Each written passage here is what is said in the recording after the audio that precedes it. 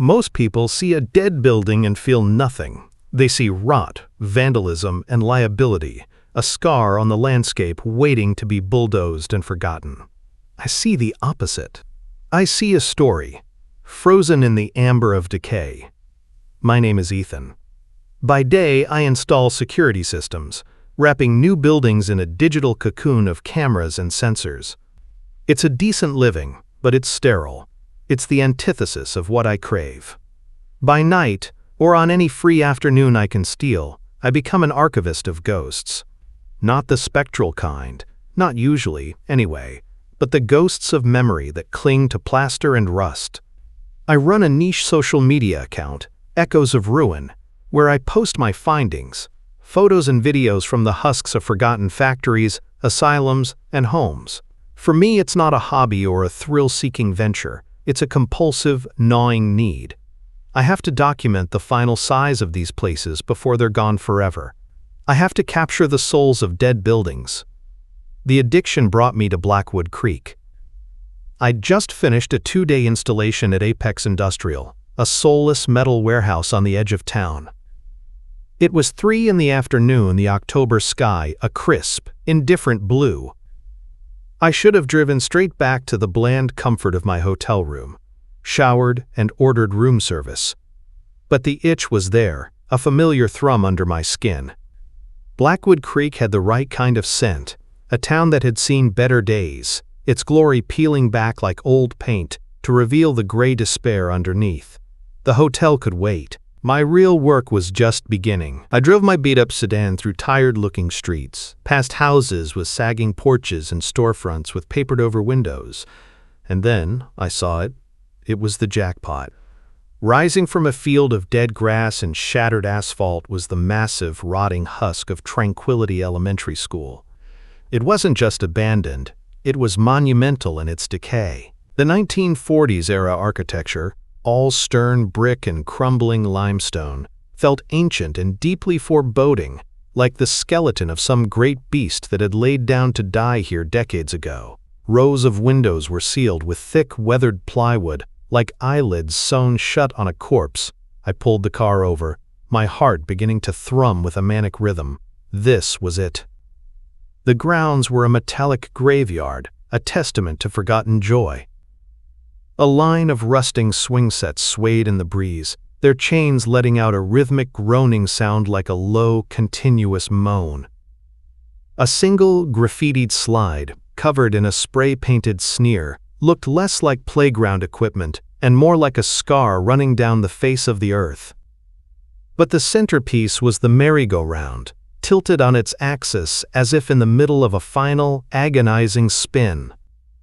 On its side was a painted horse, its once bright colors faded to pastels, its carved smile warped by weather into something unsettling and predatory. A thrill, cold and sharp as a shard of glass, shot through me.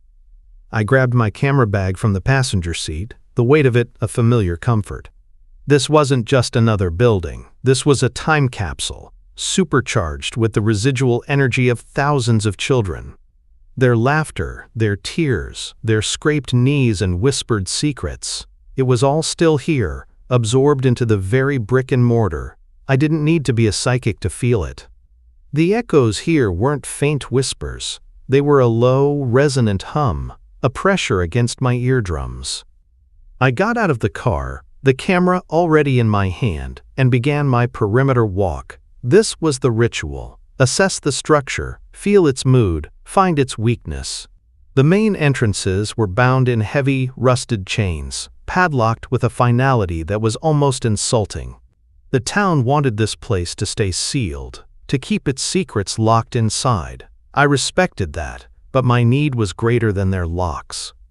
Circling around to the back, past a collapsed chain-link fence that was being slowly swallowed by weeds, I found my way in. A ground-floor window, probably belonging to a classroom, had been covered not with thick plywood, but with a single warped sheet of particle board. Time and moisture had caused it to bow outward at the bottom, creating a dark, narrow gap, maybe 1.5 feet high. It was tight, it would be a squeeze. But it was there.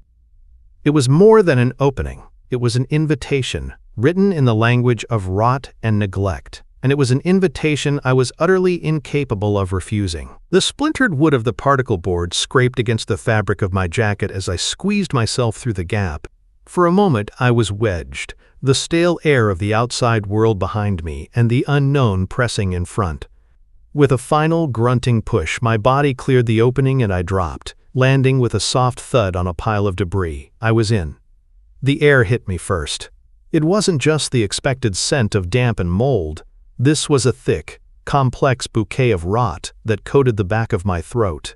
It was the smell of a century of wet plaster and decaying wood, yes, but woven through it was a strange, cloying organic sweetness, like flowers left to liquefy in a vase, or the faint, sickly perfume of old, spoiled meat. It was the smell of life that had soured and turned in on itself. I breathed through my mouth, the taste as unpleasant as the scent, and raised my camera. I had landed in a former classroom. I switched on my camera's small light, panning it across the scene. The beam cut through the gloom, illuminating a beautiful chaos that made my pulse quicken. Desks and chairs were stacked in haphazard piles, their spindly legs tangled together like the jumbled skeletons of strange creatures. The ceiling above was a map of ruin, with dark, sprawling water stains that looked like continents on some forgotten geography of decay. Below my feet, the linoleum tiles, once a cheerful checkerboard, had bubbled and warped, rising from the concrete in undulating waves. It was perfect. This was the poetry I came for. My lens drank in the details, capturing the silent narrative of abandonment. I filmed for 10 minutes, cataloging the slow, graceful surrender of the man-made to the inevitable. Satisfied, I moved toward the doorway, my boots crunching on fallen plaster, and stepped out into the main hallway. And the silence fell on me. It was absolute. It wasn't just quiet. It was a crushing physical presence that pushed in on my eardrums. In every other ruin I'd explored, there were always sounds. The groan of the structure settling, the whistle of wind through a crack, the distant drone of traffic. Here there was nothing, a total and profound vacuum. Even the sound of my own footsteps seemed to be swallowed by the thick, heavy air the moment they were made. I panned my camera down the long corridor. A row of dented lockers lined one wall, many of them hanging open like gaping, silent mouths.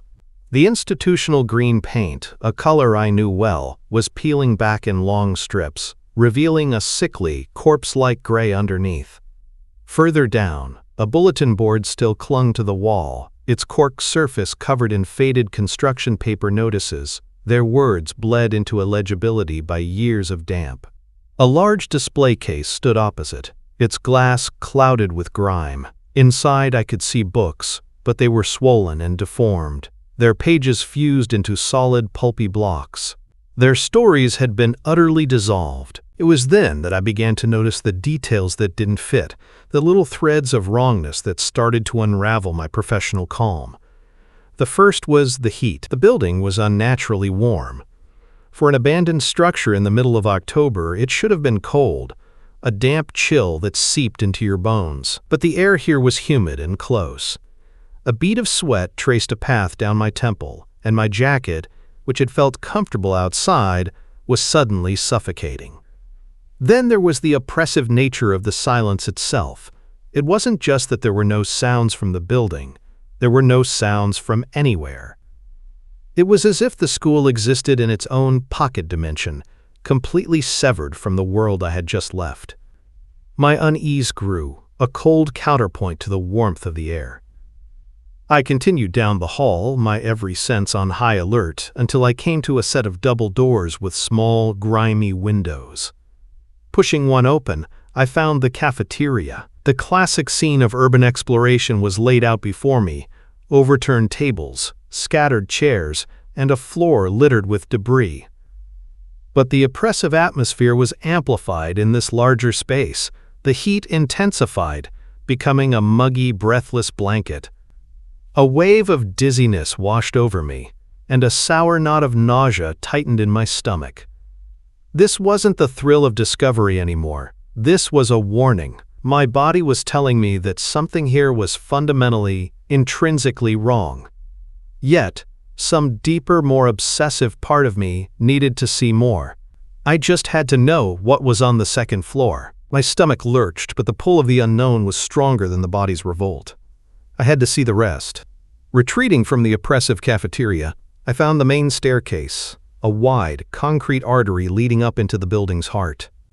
My hand glided over the smooth, cool handrail, the only thing in this place that didn't feel hostile. I began to climb. With every step, the heat built. The first few stairs brought a subtle change, a thickening of the already warm air. By the halfway landing, it was like walking into a tropical greenhouse, the humidity so profound I could feel it beating on my skin, my clothes growing damp and heavy. My breathing became a conscious effort, each inhale drawing in a lungful of hot, wet air that offered no relief. It felt like I was ascending toward the mouth of a furnace, step by weary step. The moment my head cleared the second-floor landing, the heat became a physical blow. It struck me with the force of an opening oven door, a suffocating, searing wave that stole the air from my lungs. I gasped, stumbling back a step. I ripped my jacket off, tossing it onto the dusty floor, but it did nothing. The air itself was the source, a dense, soupy medium that clung to me, smothering and hot.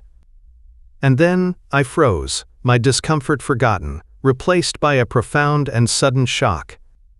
Down at the far end of the hall, a brilliant, impossible light was streaming from a single classroom doorway. My mind scrambled for a rational explanation. A hole in the roof? Squatters with a generator and a work light? Neither made sense. The light wasn't the clean white beam of an LED, or the yellow of an incandescent bulb. It was a sickly, jaundiced glow, unnaturally bright and utterly silent, pouring out into the dim corridor like liquid. And I knew, with an unshakable certainty, that every window in this school was boarded shut. I had seen it myself from the outside. This was impossible. My documentarian's instinct overrode my fear. Raising my camera, I began to walk slowly toward the light, my bare arms slick with sweat. As I drew closer, I noticed something else. Something that made the hairs on my arms stand on end. The countless dust motes, illuminated in the eerie glow, weren't just floating randomly in the air. They were moving. They swirled in slow, deliberate spirals, tracing intricate looping patterns that looked less like the product of air currents and more like ancient script being written and erased in the same instant. They were being conducted by some unseen force, performing a silent, synchronized ballet in the heavy, heated air. I reached the threshold of the classroom and stopped dead, my camera the only thing between me and the phenomenon. The room was bathed in that bilious, feverish light. And the source was exactly what I knew it couldn't be. The windows, I could see them clearly. 3 large panes, each covered by a single, solid sheet of plywood. I could see the grain of the wood, the dark circles of knots, the faint outlines of the nails holding them to the frame. Yet the light passed through the solid boards as if they were nothing more than panes of colored glass. Inside the room, the dust was performing an even more elaborate dance. It coalesced into hazy, shifting columns that twisted from floor to ceiling. For a heart-stopping second, they almost took shape, the swirls and eddies suggesting the vague outlines of reaching, humanoid figures, before dissolving back into chaos. My own reality felt thin, stretched to its breaking point. I held the camera steady, my thumb pressing the record button, capturing the impossible spectacle. This was proof. This was something no one would ever believe without seeing. As I filmed the impossible scene, mesmerized by the silent, ghostly waltz of the dust, a tremendous bang erupted from the first floor below me. The sound was violent and absolute, like a heavy vault door being slammed shut. It shattered the thick silence and vibrated up through the soles of my shoes. In that same instant, the magical display before me ceased. The jaundiced light in the room vanished, plunging the hallway back into deep shadow. The dancing dust, its conductor gone, immediately collapsed, falling to the floor in a single soundless cascade, like a fine layer of gray ash settling over a tomb. The echo of that violent slam faded, and the silence that rushed back in to replace it was heavier, more menacing than before. In an instant, the suffocating heat was gone, sucked out of the air as if it had never been there. It was replaced by the familiar, clammy chill of a tomb, a cold that felt honest and natural compared to the fever I had just endured. My heart hammered against my ribs, a frantic drumbeat in the sudden quiet. Spooked is too mild a word. I was terrified.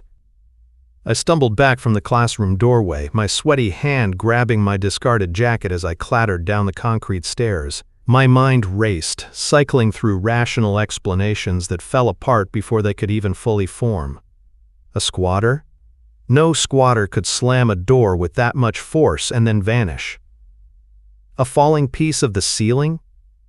The sound was too clean, too sharp. It was the sound of intention. I had to find the source. My fear was a wild animal in my chest, but my compulsion to document, to understand, was the cage that contained it. I swept my light methodically across the first floor, retracing my steps with a desperate need for logic. I checked the main entrance. The chains were still in place, thick with rust. I pushed on the doors to the cafeteria. They swung open to reveal the same scene of static chaos. The overturned tables and scattered debris exactly as I had left them. Nothing had moved, nothing was out of place, nothing could have made that sound. My sense of reality, already stretched thin, was beginning to fray at the edges. Defeated and unnerved, I turned back toward the central staircase. My primary goal now a simple one. Get out. Squeeze back through that window and leave this place to its secrets. But as I approached the base of the stairs, I stopped dead. My light froze on the wall beneath the rising steps. Tucked into the deep recess beneath the main staircase was a door. I stared, my mind refusing to process what my eyes were seeing. A flat, simple wooden door, set flush against the wall. A door I would swear on my life, on my soul, had not been there minutes before. I had passed this exact spot twice. I would have seen it. My gaze had swept this entire area. It was impossible. The rest of the hallway was a portrait of decay, with peeling paint and cracked plaster. But this door was pristine. It was painted the same institutional green as the walls, but its surface was flawless, smooth and untouched by the ruin that surrounded it. Its perfect condition was a ghastly, jarring contrast to the rot, making it look less like a part of the school and more like a wound that had just opened up in the flesh of the building. Every survival instinct I possessed screamed at me to turn around, to run, to never look back. But the archivist in me, the addict who craved the stories of the dead, was stronger. Morbid curiosity was a hook in my gut, pulling me forward. As I drew closer, a new scent reached me, cutting through the dominant odor of damp and decay. It was a strange, layered smell. The waxy, nostalgic perfume of old crayons, the sharp, clean sting of disinfectant, and underneath it all, the faint, sweet, and horribly acrid smell of burnt plastic. My hand, trembling slightly, reached out and closed around the cool, smooth doorknob. I turned it. It moved without a sound. Pushing the door inward, I stepped across the threshold. The room was clearly a former daycare or preschool classroom. Tiny tables and even tinier chairs were arranged in small clusters, as if for a lesson that had been abruptly interrupted and never resumed. On the walls, faded alphabet posters clung grimly to their posts. The vibrant colors had run in the years of damp, making the letters look like they were weeping long, dark tears down the plaster. Empty toy boxes gaped open in the corners, their contents long gone. My light drifted across the room and found it. In the center, a wooden rocking chair swayed gently on its own, its slow, rhythmic creak the only sound in the world. But my attention was drawn past it, to the far wall. Lined up against the peeling paint was a row of what looked like old cribs. Their white finish was flaking away to reveal the angry blush of rust beneath, and each held a thin, darkly stained mattress. Drawn by a terrible premonition, I moved closer, aiming my light into the nearest one. My blood ran cold, and the air in my lungs turned to ice. The inside bars of the crib were covered in frantic, desperate scratch marks, gouged deep into the frame from the inside. They weren't the idle marks of a bored child. They were the marks of a caged thing trying to claw its way out. My camera was still recording, a silent digital witness to the desecration I'd found. My mind, reeling from the sight of the scratch marks, struggled to anchor itself. This was a place of profound suffering.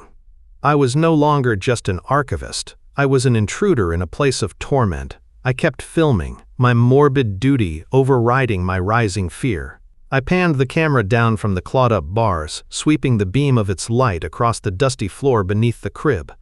That's when I saw it. In the small, glowing rectangle of my camera's viewfinder, a blur of pale against the deep shadows. I instinctively tightened my focus. It wasn't a trick of the light or a discarded doll.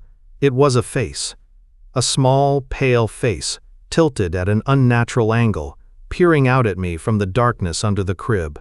It had no expression, but it didn't need one. Its eyes were two deep black pits, not just dark, but voids that seemed to swallow the light from my camera. I ripped the camera away from my face, my heart seizing in my chest. I stared with my own eyes at the spot. The space under the crib was empty. There was nothing there but dust and darkness. A cold sweat broke out across my entire body. My sanity felt like it was fraying. Was I hallucinating? Was the cloying air in this room getting to me? My hand was shaking so badly I could barely hold the camera, but I forced myself to lift it again, to look through the lens one more time, to prove myself wrong. It was still there, and it was moving. Through the viewfinder, the childlike figure crawled out from under the crib. The movement was all wrong. It wasn't the fluid motion of a living child, but a series of disjointed, angular shifts, like a marionette whose strings had been cut and clumsily reattached. A faint, dry, crackling sound reached my ears, like old twigs snapping as its joints clicked and popped with a sickening rhythm. It rose from all fours, standing with an eerie, unstable straightness. It was only visible through the camera's lens. To my naked eye, the space it occupied was utterly vacant. It stood there, a ghost in the machine, and its hollow gaze was fixed directly on the lens. It knew I was watching. Panic, pure and undiluted, finally broke through my shock. I started backing away, my feet stumbling over each other. And as I took my first step back, the door behind me didn't just close, it exploded shut. The slam was a physical concussion that shook the very air in the room. I spun around, my hand fumbling for the knob. I twisted it frantically. It was solid, immovable, locked. I was trapped. The terror escalated instantly, a multi-sensory assault. The searing heat from the second floor returned in an instant, but 100 times worse, flash roasting the small room until the air itself seemed to vibrate. It was a dry, punishing heat that cracked my lips and stung my eyes. The air grew thick, tasting of ash and despair, and that same sweet, horrifying smell of burnt plastic. The dust on the floor didn't just rise. It erupted into a violent miniature tornado in the center of the room, a whirlwind of gray grit and forgotten time. My survival instinct screamed, but my documentarian's curse made me raise the camera one last time. It was a mistake. Through the lens, they were everywhere, more of them. Dozens, crawling out from under the tiny tables, emerging from the deepest shadows in the corners, peeling themselves away from the weeping walls. Each had the same pale face, the same black pits for eyes. Each moved with that same unnatural, puppet-like gait, their limbs crackling with every horrifying step. They weren't rushing me. They were just coming, a slow, silent, relentless tide of hollow-eyed children, all of them visible only through the digital eye of my camera. My mind went blank, replaced by a single, primal command, Awide-ot. I threw my full weight against the door, my shoulders slammed into the solid wood, and the impact sent a shockwave of pain down my arm. The door shuddered but held. Again, I hurled myself at it, a desperate, sobbing grunt tearing from my throat. The wood groaned, a splintering sound coming from around the lock. On the third impact, something inside the mechanism shattered with a sharp crack, and the door flew open. I stumbled out into the hallway, collapsing onto the cool, grimy floor. The door swung back toward me, and in the split second before it clicked shut, I glimpsed it. For the first time, I saw something with my own eyes, a single perfect handprint of a small child, cold and clear, pressed against the wood from the inside. There was no thought. There was only flight.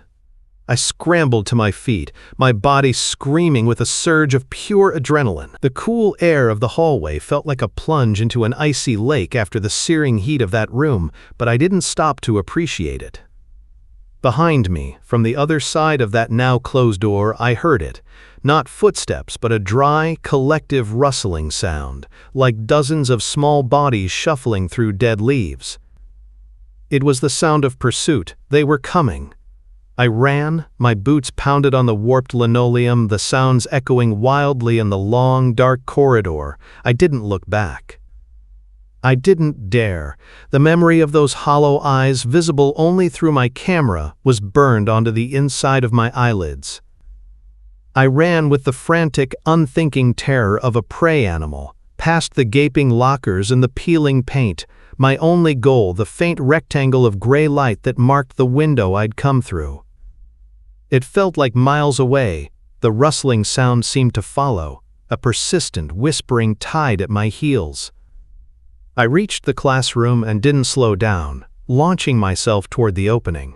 In my haste, my arm caught on a nail I hadn't noticed on the frame. It tore through my sleeve and my skin, a sharp, searing pain, but I barely registered it. I tumbled out onto the damp earth, the scent of wet grass and cool night air, a shocking, beautiful slap to my senses.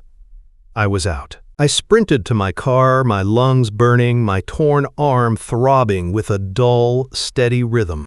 I fumbled with the keys, my hands shaking so violently it took 3 tries to get the key in the ignition. The engine roared to life, and I slammed the car into drive, tires squealing on the cracked pavement as I sped away from Tranquility Elementary School. In my rear-view mirror, the building was just a dark, silent hulk against the twilight sky.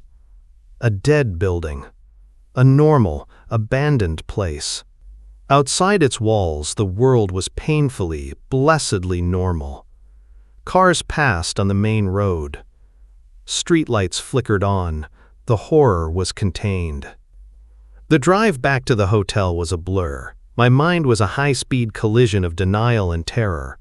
I tried to find a logical explanation. An elaborate prank? A gas leak causing hallucinations?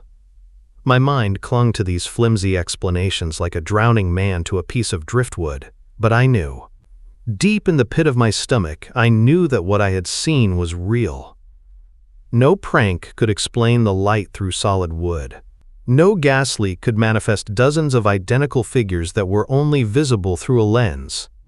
Back in the sterile anonymity of my hotel room, I locked the door, bolted the chain, and leaned against it, my body still trembling with aftershocks of fear. The room felt too bright, too quiet. I stripped off my torn jacket and shirt, wincing as I cleaned the gash on my arm in the bathroom sink. The wound was deep, an angry red line against my pale skin, a mark from that place. Then came the moment of truth. My camera bag sat on the bed, feeling heavier than it ever had before. I had to know. I had to see if my mind had simply broken, or if I had truly captured the impossible. With hands that still refused to stay steady, I took out the camera, removed the memory card, and slid it into the port on my laptop. The files began to transfer, each click of the progress bar a tick of a time bomb. I clicked open the first file from inside the school, the screen filled with the beautiful decay I had first filmed, the stacked desks and water-stained ceilings. Then came the footage from the hallway, my own sweat-drenched face visible in a reflection. I watched myself walk toward the eerie light, and there it was. Undeniable, the jaundiced glow pouring through solid wood. I fast-forwarded. the dust dancing in its impossible choreographed patterns. My laptop screen showed it all, crisp and clear. My breath hitched. I clicked on the last file, the one from the daycare room.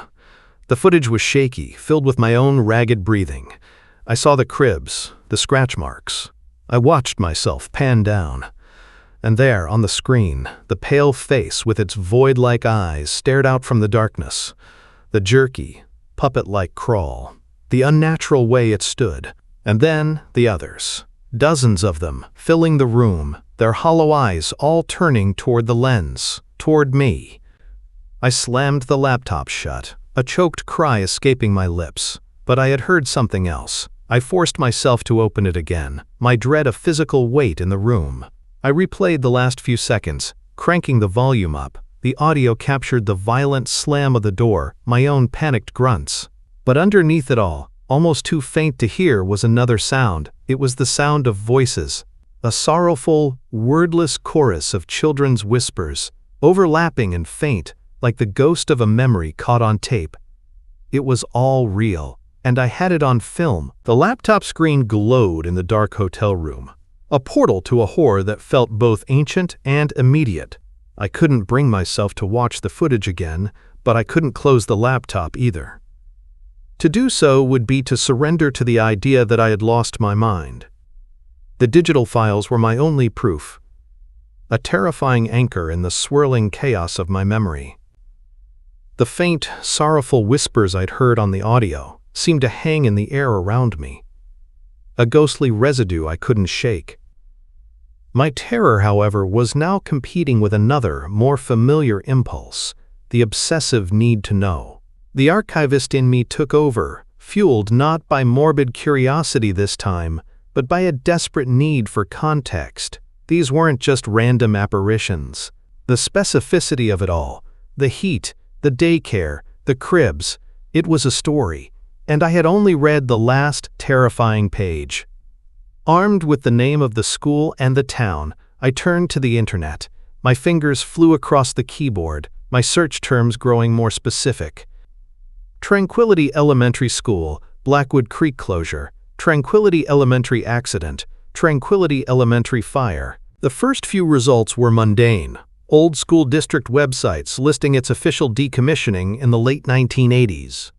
A property record showing its sale to a holding company that had since gone bankrupt.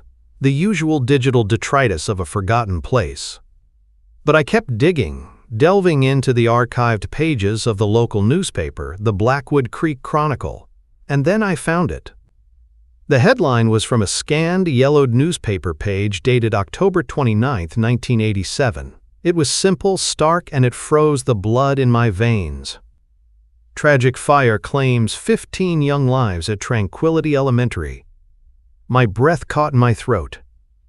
I clicked the link, and the story unfolded in grainy, digitized text.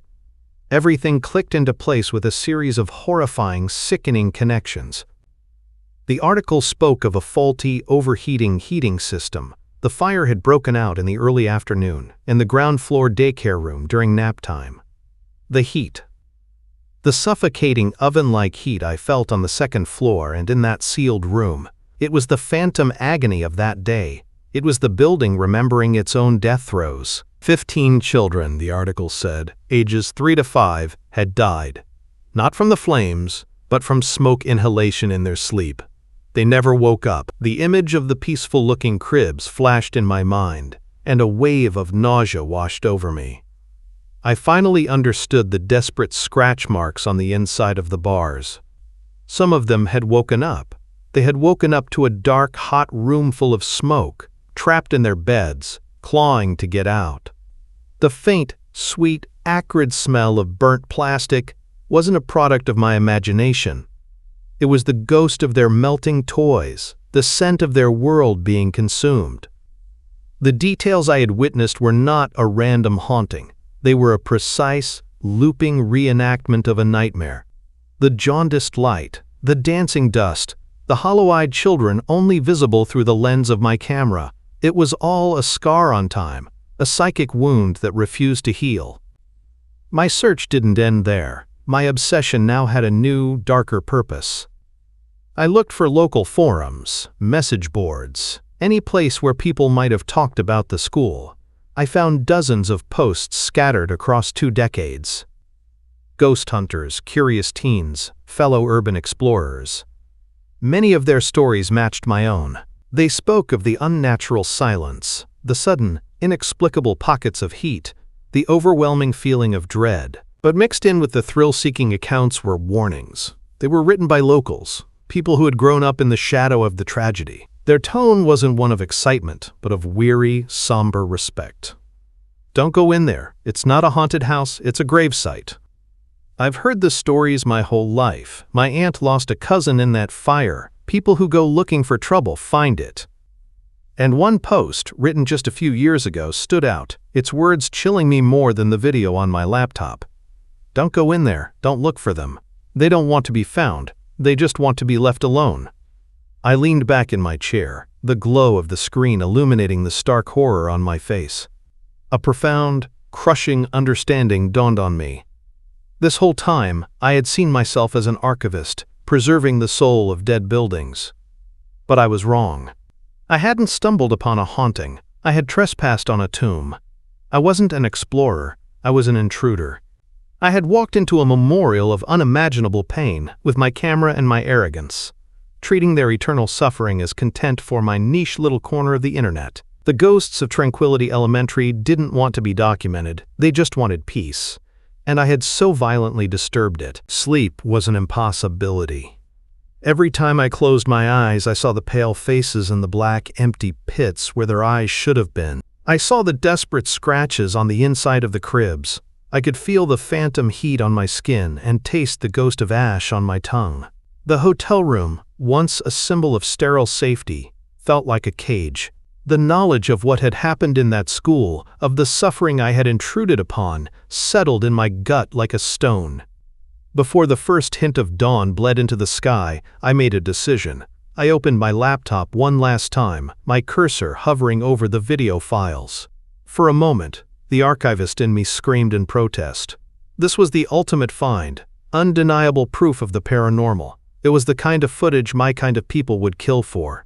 But looking at the file names, all I felt was a profound and sickening shame. I hadn't captured a haunting. I had captured the last, desperate moments of dying children. With a final, resolute click, I dragged the files to the trash icon. Then I emptied the trash and performed a secure delete, scrubbing the data from my hard drive until it was gone forever. It wasn't enough to erase the memory, but it was a start. It was an apology. I didn't wait for checkout time. I threw my clothes and my gear into my bags, left the key card on the nightstand, and fled the hotel like a thief in the night. I drove out of Blackwood Creek under the cover of darkness, pushing my old car faster than I should have, as if physical distance could somehow sever the connection to that horrible place. I vowed I would never return. I told myself, again and again, as the miles stretched between me and the school, that it was over. I had stumbled into a wound, and now I had walked away. It was contained. It was done. But it wasn't over. Weeks passed. Life returned to a semblance of normalcy. I went back to my job, installing security systems in bright, clean, soulless buildings. I went back to my sterile apartment, hundreds of miles away from Blackwood Creek. I tried to forget the unnatural heat and the smell of burnt plastic. I tried to convince myself that the silence of my own home was just silence. Then, the small things started. At first, they were easy to dismiss. A fleeting glimpse of a small, dark shape in the corner of my reflection as I brushed my teeth, just a trick of the light. The faint imagined sound of a child's giggle, seeming to float on the wind outside my third-story window. Just my mind playing tricks on me. But the occurrences grew less subtle. One evening, as I sat on my couch, the air in the room suddenly became thick with a familiar, cloying scent. The unmistakable perfume of old crayons and the acrid sweetness of burnt plastic. It lingered for only a moment before vanishing, but it left me trembling, my heart pounding in my chest. The horror I had tried to leave behind in that abandoned school had followed me home. I hadn't just trespassed. I had touched something, and it had left a residue on my soul. I wasn't just an observer anymore. The final, undeniable proof came on a Tuesday afternoon. I was at a client's house, a large, modern home in a wealthy suburb, finishing up a new security installation. It was the final step of the process, checking the feed on the monitor to ensure all the cameras were positioned correctly and broadcasting a clear signal. I cycled through the views, the front door, the back patio, the kitchen. Everything looked perfect. Then I switched to the camera I had installed at the end of the long, upstairs hallway. It was dim, the only light coming from a window at the far end, and for a split second, I saw it. From a dark corner of this stranger's hallway, nestled in the shadows just outside a bedroom door, it was there. A small, pale face with two deep, black pits for eyes. It wasn't looking around the hall, it was staring directly at me, at the lens.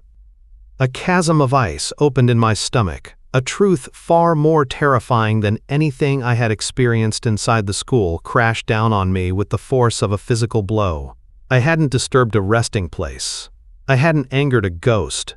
I had become a conduit. In my arrogance, I had gone looking for echoes, and something had echoed back, imprinting itself upon me like a photograph on a sensitive plate.